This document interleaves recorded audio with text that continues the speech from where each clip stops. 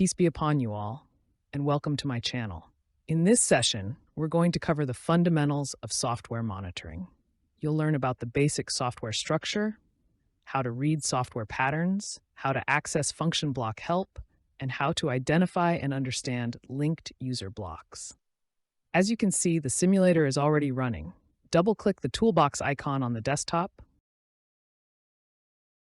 then double-click the G1 element.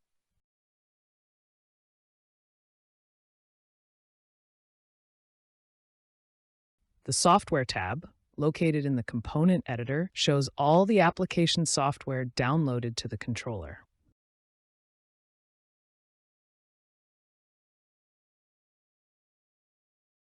At the top of the tree view, you'll see the Programs item. This holds all the program groups and programs in the controller. Here's how the basic hierarchy works. At the top level, we have Programs, which contain program groups and programs. Each program group contains programs, and each program includes a variables list and tasks.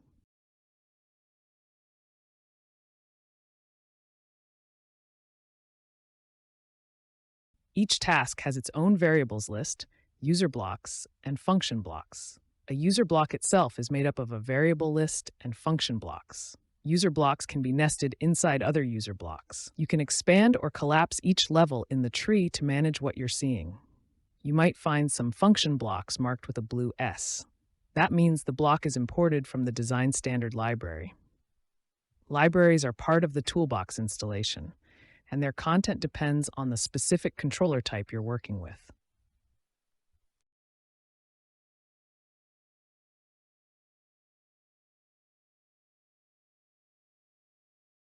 Function blocks are the basic building blocks of the application software. Inputs are on the left side, outputs on the right.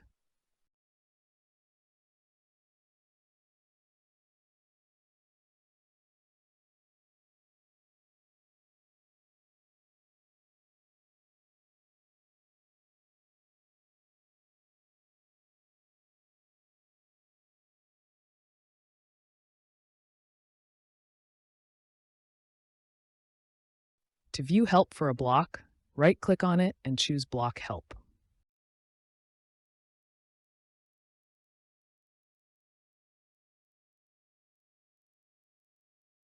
When you're online, you'll see blue text under the pin variable name. That indicates a predefined pin.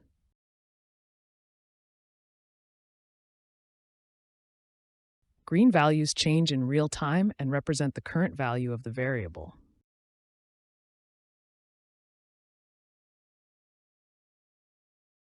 User blocks are just groups of function blocks. For example, a user block like timer_sec contains several function blocks inside. Don't panic. User blocks are simply a way to organize multiple blocks inside a task within a program.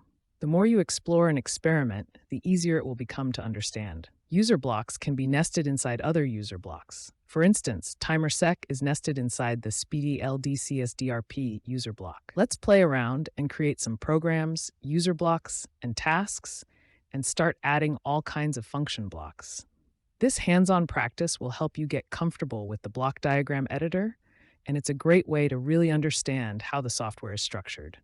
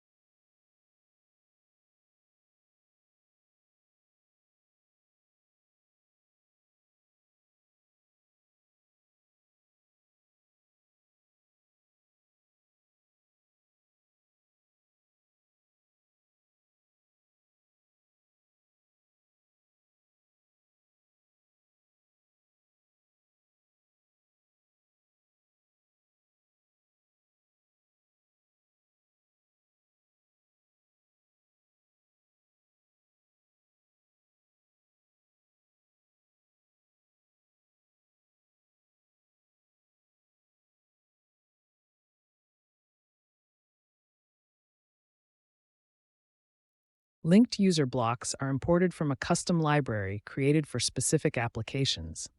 Think of them like pre-programmed parts you can use whenever you need. These blocks can be unlinked, but doing that removes the signals while keeping the block structure. This isn't recommended, and if the program is protected, you'll need a password to unlink them. Most linked blocks don't offer block help. To understand how they work, just expand the user block and look inside to see the individual function blocks. If you see a broken icon, that means the block has already been unlinked. You can expand a linked block by clicking the plus icon in the outline view. For example, the timer SCADA user block contains function blocks like CALC1, Move1, CALC2, Move2, BFILT1, and others.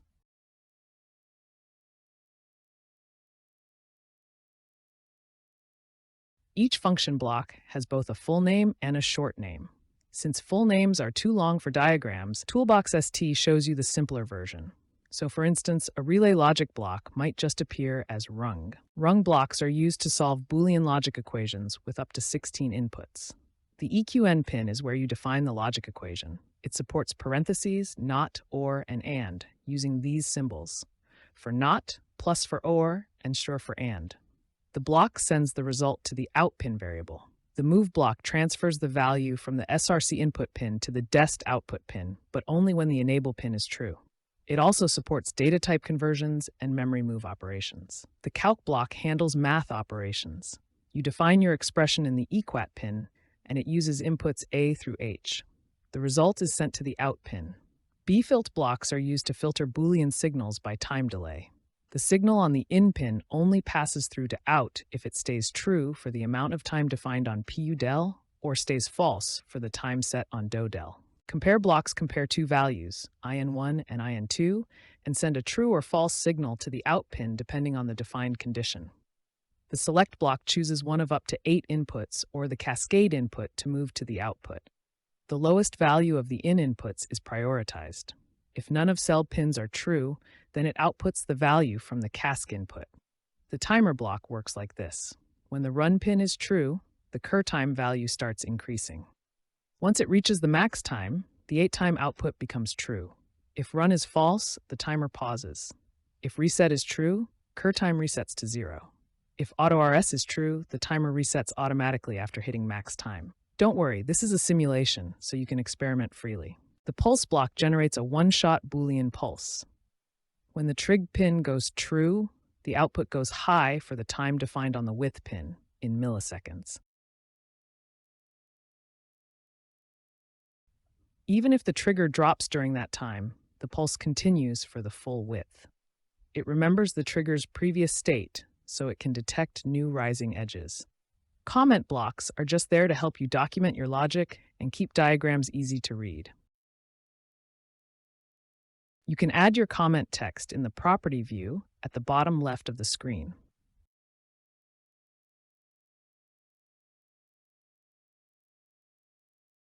If you want to see signal descriptions, just hover over a signal name. A tooltip will pop up with helpful information. The app state block can be added from the library. It prevents the controller from downloading or restarting, which is really useful when you want to maintain stability during operation.